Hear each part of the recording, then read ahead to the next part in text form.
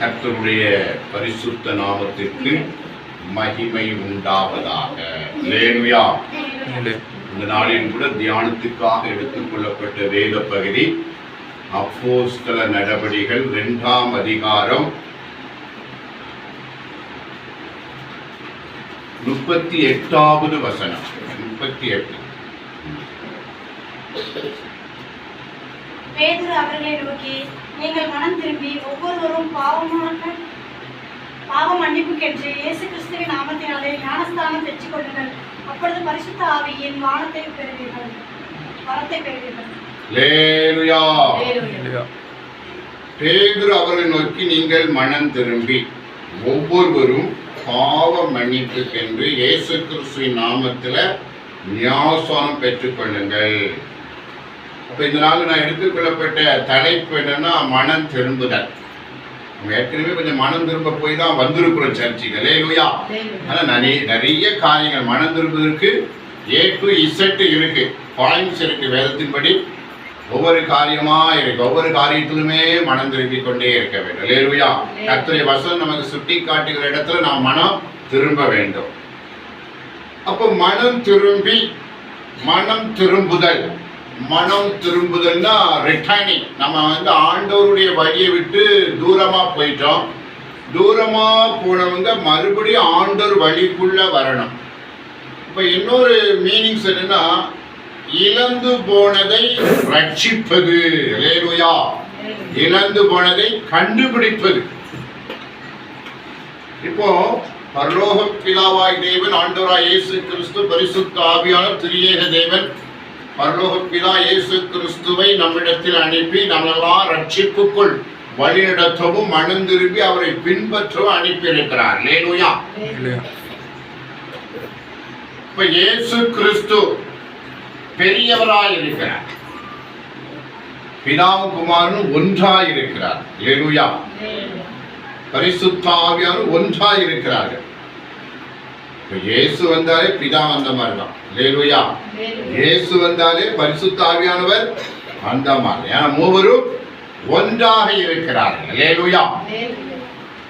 அப்போ நம்முடைய கர்த்தர் ஆண்டவராய் இயேசு கிறிஸ்து, பரலோக பிதா இயேசு கிறிஸ்து அனுப்பி நம்ம எல்லாத்தையும் மீட்டுக் கொள்ளும்படியாக, இழந்து போனதை ரட்சிப்புக்குள் வழிநடத்தும்படியாக, ஓடி போனவர்கள் திரும்பி வரத்தக்கதாக. அல்லேலூயா. அப்போ இழப்பு ஒரு பொருளை இழந்துட்டோன்னா அதை திரும்ப பெற்றுக்கொள்ள வேண்டும். இதை குறித்த வேதத்துல ஒரு சில வசனங்கள் லூக்கா எழுதின சுவிசேஷம் 15ஆம் அதிகாரத்திலே இருக்கிறது. அல்லேலூயா. 15ஆம் அதிகாரம் எடுத்துக்கொள்ளுங்கள்.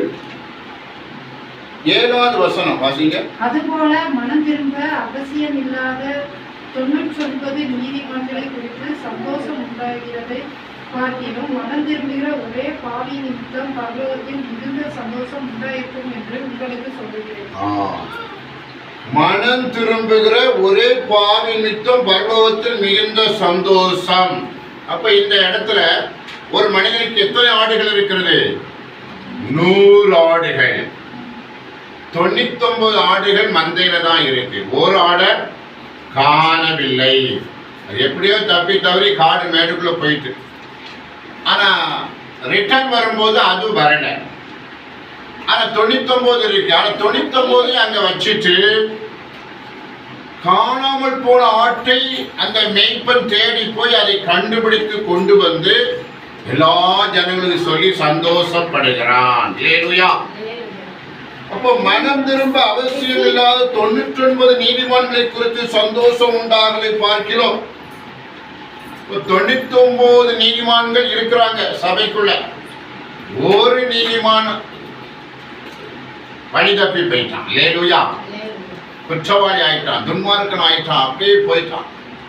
அப்போ அந்த ஒரு ஆத்மா, ஒரு ஆடு திரும்ப வருவதை குறித்து தான் வேதவசனம் சொல்லுகிறார். அல்லேலூயா. ஆண்டவருக்கு தான் தெரியும் இந்த கணக்கு. எத்தனை பேர், எத்தனை லட்சத்தை ஆண்டவர் வச்சிருக்காரு, எத்தனை கோடிய தன்னுடைய சம்பத்தாக வைத்திருக்கிறார். அது எத்தனை பேர் மந்தையில வந்திருக்கிறாங்க, எத்தனை பேர் மந்தையில வரவில்லைங்கிற கணக்கு ஆண்டவருக்கு தான் சரி, ஆனா ஒரு சில உதாரணம் மூலமா நமக்கு சொல்லுகிறார். அப்ப மொத்த ஆடுகள் எண்ணிக்கை எத்தனை? 100. 99 இருக்கு, ஒன்றை காணவில்லை. அல்லேலூயா. அந்த ஒன்றை தேடி அவன் அழைந்து அதை கண்டுபிடித்து அவன் எல்லோரும் சொல்லி சந்தோஷப்படுகிறான். அப்போ நாம ஆண்டவருடைய பிள்ளைகள். முதல் கட்டமா நாம யாருடைய பிள்ளைகள்? ஆண்டவருடைய பிள்ளைகள். நம்ம காணாம போயிருந்தோம், ஆண்டவரை கண்டுபிடிச்சு அவர் மந்தையில சேர்த்திருக்கிறார். அல்லேலூயா சொல்லுவா. என்ன மீனும் அல்லேலூயா. நம்மள ஆண்டவர் மந்தையில கொண்டு வந்து சேர்த்திருக்கிறார். அதுபோல இன்னொரு ஸ்திரீ 8ஆம் வசனம் வாசிங்க. அன்றி ஒரு ஸ்திரீ 10 வெள்ளிக்கு காசை உடையவளா இருந்து அதில் ஒரு வெள்ளிக்காசு காணாமல் போனால் விளக்கை கொளுத்தி வீட்டை பெருக்கி அதை கண்டுபிடிக்கிற வரைக்கும் ஜாக்கிரதையாய் தேடாமல் இருப்பாள். இப்போ 10 வெள்ளிக்காசு. ஒரு ஸ்திரீயானவள் 10 வெள்ளிக்காசை கஷ்டப்பட்டு உழைச்சி சம்பாதிச்சு பிரயாசப்பட்டு சேர்த்து வச்சிருக்கிறார். திடீர்னு ஒரு வெள்ளிக்காசு காணவில்லை. ஒரு வெள்ளிக்காசுக்கு இப்போ உள்ள மதிப்பு ஒரு 1000 ரூபாய் வச்சுக்கிடுமோ, தோராயமா ஒரு 1000 ரூபாய். ஒரு 100 ரூபாய் போனாலே நம்மளால தாங்க முடியாது. அல்லேலூயா. ஒரு வீட்டில் ஜெபிக்க போயிருந்தேன். அந்த வீட்டில் ஒரு விருந்தாளி வந்தாங்க. அப்போ எல்லாம் பேசி முடிச்சு ஜெபிச்சு விட்டு அவங்க ஒரு 100 ரூபாய் காணிக்கை கொடுத்தாங்க.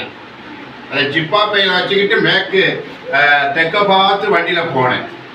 ஜிப்பால இருந்து காணிக்கை கீழே விழுந்து விட்டது. அல்லேலூயா. இரண்டாவது என்னால தாங்கிக் கொள்ள முடியவில்லை. மறு ரிட்டர்ன் வந்து அந்த வீடு வாசல் வரைக்கும் வந்து எங்க விழுதுன்னு தேடினேன். அல்லேலூயா. ஆனா அந்த நாள் அது கிடைக்கல. கர்த்தருக்கு ஸ்தோத்திரம்.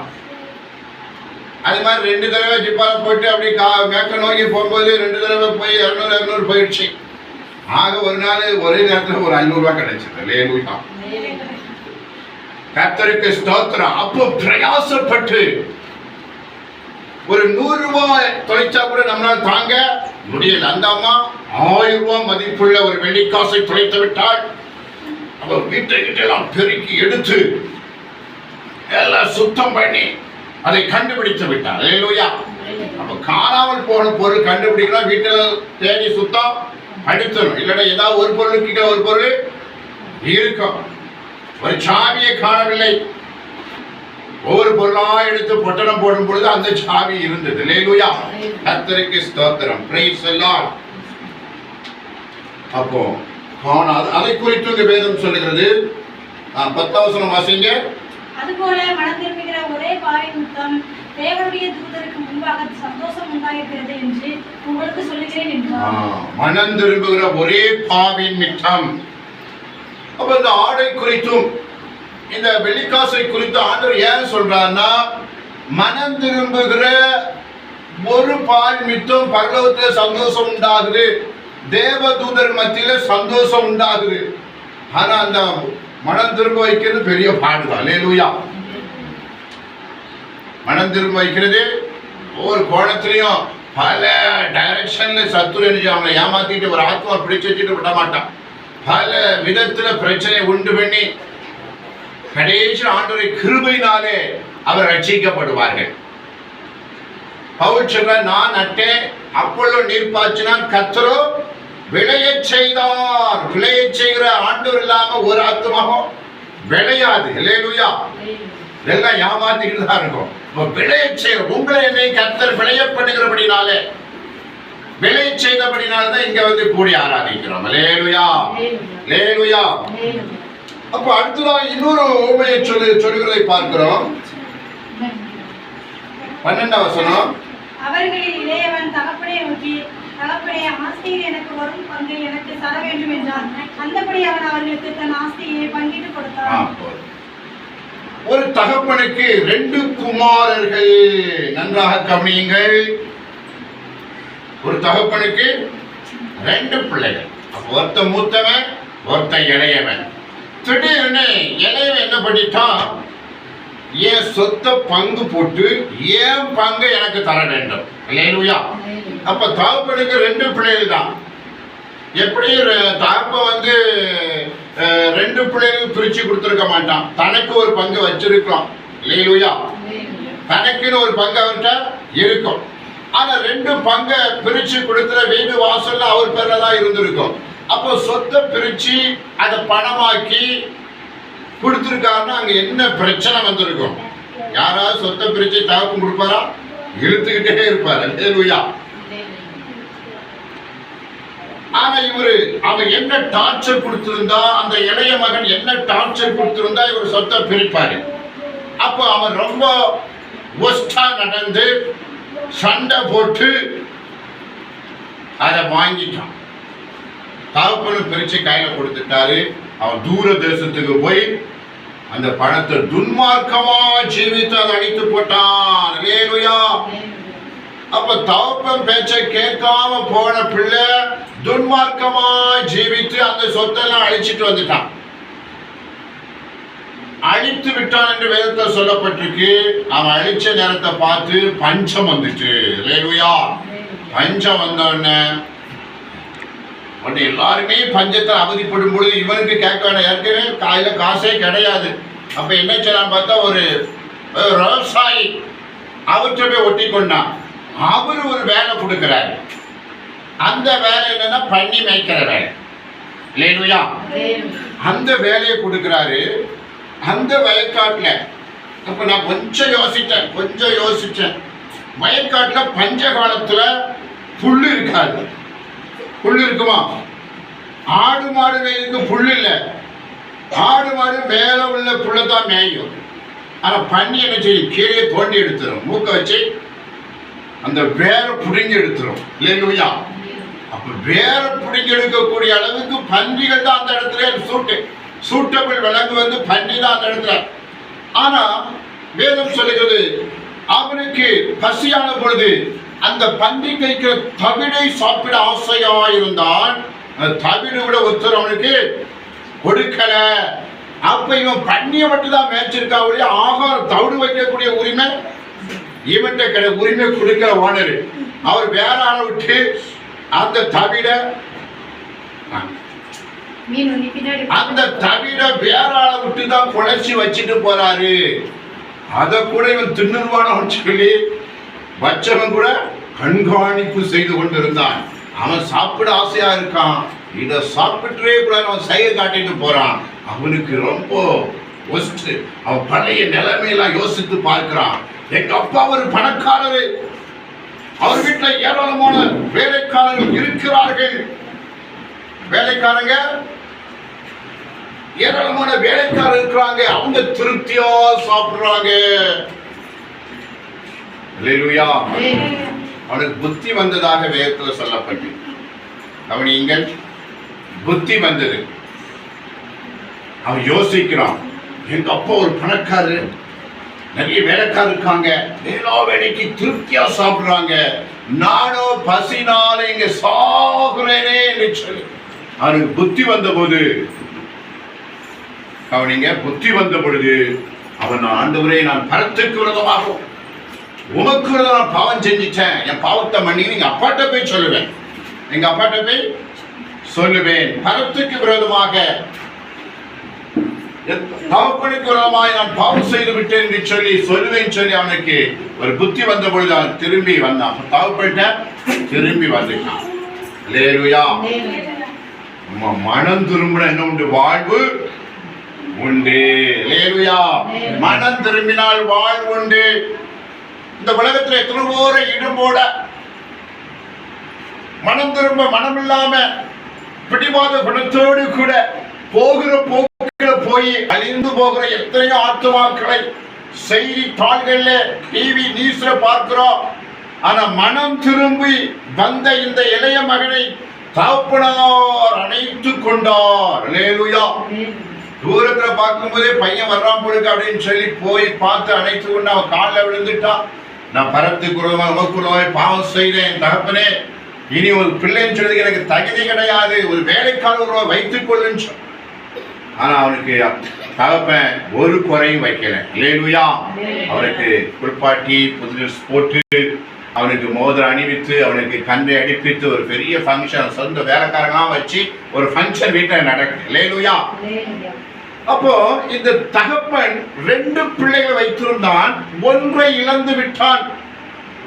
அது துன்மார்க்கமாய் ஜீவித்து அப்படி போகக்கூடிய ஒரு மனிதனாய் காணப்பட்டான். ஒரு நாளே கர்த்தருக்கு புத்தி கொடுத்தபடினாலே அவன் மனம் திரும்பி தன் தகப்பன்கிட்ட வந்த பொழுது தகப்பனுக்கு ரொம்ப சந்தோஷம். அல்லேலூயா. அப்போ தகப்பன் மிகுந்த சந்தோஷப்பட்டான். ஆனா மூத்தவன் கொஞ்சம் சினம் கொண்டான். அவன் என்னன்னா, அவன் பணத்தை பிரிச்சுட்டு போயிட்டான், இனி வீட்டு பக்கமே வரப்படாது, அவன் கெட்டவன் அப்படின்னு மூத்தவன் தீர்மானம் பண்ணி வச்சிருக்கான் மனசுக்குள்ள. அவன் கெட்டவன், அவன் பணத்தை பிரிச்சுட்டு போயிட்டான். அவன் மேல ஒரு காட்டம் இந்த மூத்த குமாரனுக்கு இருந்திருக்கு. அவன் விசாரிக்கும் பொழுது வேலைக்காரர் கூப்பிட்டீங்க, என்னையா நடக்கு, நான் இல்லாம என்ன நடக்குங்க அப்படின்னு வேலைக்காரன் சொல்றான். உம்முடைய சகோதரன் பத்திரமா வந்ததுக்கு உங்க அப்பா ஃபங்க்ஷன் கொண்டாடுறார். அல்லேலூயா. வேலைக்காரங்க ஞானம் உள்ள வேலைக்காரங்க, அங்கேயும் போட்டு கொடுக்காம தகப்பனுக்கும் பிடி கொடுக்க கூடாது, மகன்டையும் பிடிக்க கூடாது, பிடி கொடுக்க கூடாது. அவங்க அழகா சொல்றாங்க, உங்க சகோதரன் பத்திரமா வந்ததுக்கு அவர் ஃபங்க்ஷன் கொண்டாடிட்டு இருக்கிறாரு. அப்ப அவன் வரமாட்டேன்னு ஒரு வீம்பு பிடிக்கும் போது தகப்பன் பேசுறாரு. பேசுகிறதை பார்க்கிறார். அல்லேலூயா. என்ன சொல்றாரு?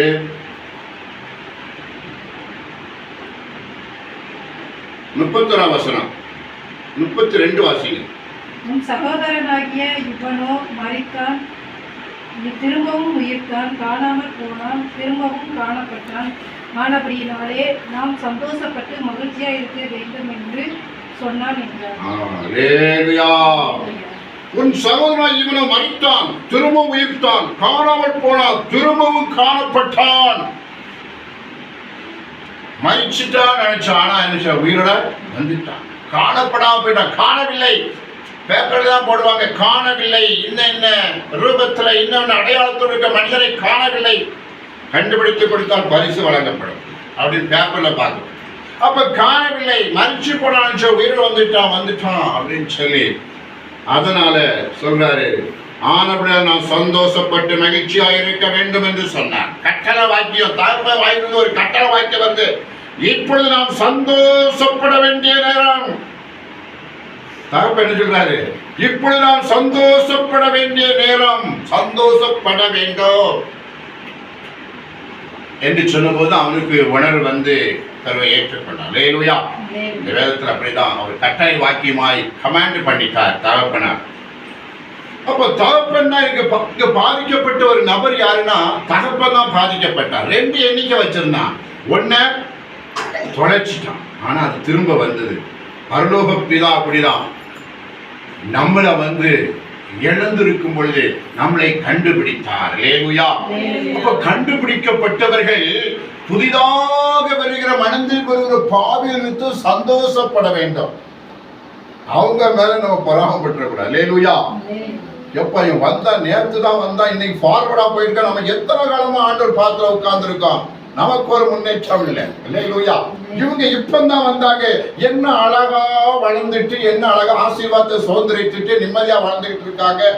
நாம பழைய ஆட்கள், ஆண்டோடைய பிள்ளைகள், பழைய ஆட்கள் எத்தனை காலம் ஆண்டவர்கிட்ட காத்திருக்கோம். நாம எதிர்பார்க்கிற நன்மைகள், நாம் எதிர்பார்க்கிற ஆவிக்குரிய ஆசீர்வாதம் நமக்கு இன்னும் வரலையே, இன்னும் நம்ம குந்தி நடக்கிறோமே அங்கு சொல்ல ஒரு எண்ணம், ஒரு வெளிப்பாடு. அல்லேலூயா. இப்படிப்பட்ட எண்ணங்கள் இருக்கு. அப்போ பரலோக பிதா சொல்லுகிறார், புதிதாய் வந்த நிமித்தமாக நாம் சந்தோஷப்பட வேண்டும். கர்த்தர் நம்மளை ஆசீர்வதித்து உயர்த்துவார். அல்லேலூயா. கர்த்தர் நம்மை மேன்மைப்படுத்தி வைத்திருக்கிறார். அல்லேலூயா. கர்த்தர் நம்மை ஆசீர்வதித்து வைத்திருக்கிறார். நாம் கர்த்தருடைய மந்தையிலே இருக்கிறோம். புதிதாய் வந்தவர் நிமித்தம் சந்தோஷப்பட வேண்டும். அவர் வளர்ச்சியை கண்டு சந்தோஷப்பட வேண்டும். அல்லேலூயா. மனம் திரும்பினோர் பாய் நிமித்தம் பரலோக ராஜ்யம் தேவதூதர்கள் சந்தோஷப்படுகிறார்கள். அப்ப மனம் திரும்புதல் அவசியம். அல்லேலூயா. இன்னும் நிறைய வசனங்கள்ல நம்ம ஒவ்வொரு வசனத்தா படிச்சு மனம் திரும்பணும். இல்ல மனம் திரும்ப, அதாவது எந்த வசனம் நம்ம உணர்த்துகிறோம் அந்த வசனத்துக்கு ஏற்றபடி நம்ம மனம் திரும்பணும். எல்லா வசனத்தையும் நாம கை கொள்ள வேண்டும். அல்லேலூயா. அப்ப வேத வசனத்தை வாசிக்க வேண்டும். அந்த வாசிப்பு ஒரு ராணுவ ரகசியத்தை போன்றது. கர்த்தருடைய வசனம் வந்து எப்படிப்பட்டது? கற்றுக்கொண்ட வேத வசனம் ஒரு ராணுவ ரகசியம். அது நம்ம வாழ்க்கையின் ஜீவியத்தை எதிர்காலத்தை ஆசீர்வதிக்கக்கூடிய வல்லமை உடைய வார்த்தைகள். அதை வாசிக்காம இருந்தா அந்த இடத்துல வந்து ஞானம் இருக்காது, தேவ ரகசியம் இருக்காது. நாம வந்து கட்டளை மீறி உபத்திரவத்தில் விழுந்துருவோம். ஆகவே ஒவ்வொரு வசனத்துக்கும் நாம் மனம் திரும்புவது அவசியமா இருக்கிறது. அப்ப எல்லா வசனத்தையும் நீங்க வாசித்து மனப்பாடம் பண்ணணும். அல்லேலூயா. நல்ல வசனங்கள், உங்களுக்கு பிடித்தமான, உங்களை தொடுகிற வசனங்கள் நீங்க என்ன செய்யணும்? அதை மனப்பாடம் பண்ணி அதை கை கொள்ள வேண்டும். இதை கை கொண்டு போதிக்கிறவன் பாக்கியவான். அல்லேலூயா. கர்த்தர் நம்மோடு பேசிக் கொண்டிருக்கிறார் மனம் திரும்புதலின் அவசியத்தை குறித்து. மனம் திரும்புவதற்கு மாத்திரம் நன்மை இல்ல, மனம் திரும்பத்தை இழந்து போனவனுக்கு அதிக நன்மை. அல்லேலூயா. நம்முடைய பரலோக பிதாவாகிய தேவன் ஒரு குறிப்பிட்ட ஆத்துமாக்களை எல்லா ஜனங்களை ரட்சிப்புக்குள் வழிநடத்த வேண்டும். ஒருவேளை எல்லா மனுஷரும் ரட்சிக்கப்படவோ சத்தியத்தை அறிவை கண்டடையவோ தேவன் சித்தம் உள்ளவராயிருக்கிறார். அல்லேலூயா. டோட்டலா பார்த்தா இந்த பூமியில வாழ்ற எல்லா ஜனங்களும் ரட்சிக்கப்படுவது நல்லது. ஏன்னா அவருடைய எண்ணிக்கை 1 கோடி பேர் ரட்சிக்கப்படணும்னா அந்த 1 கோடி பேர் வந்தாகணும்.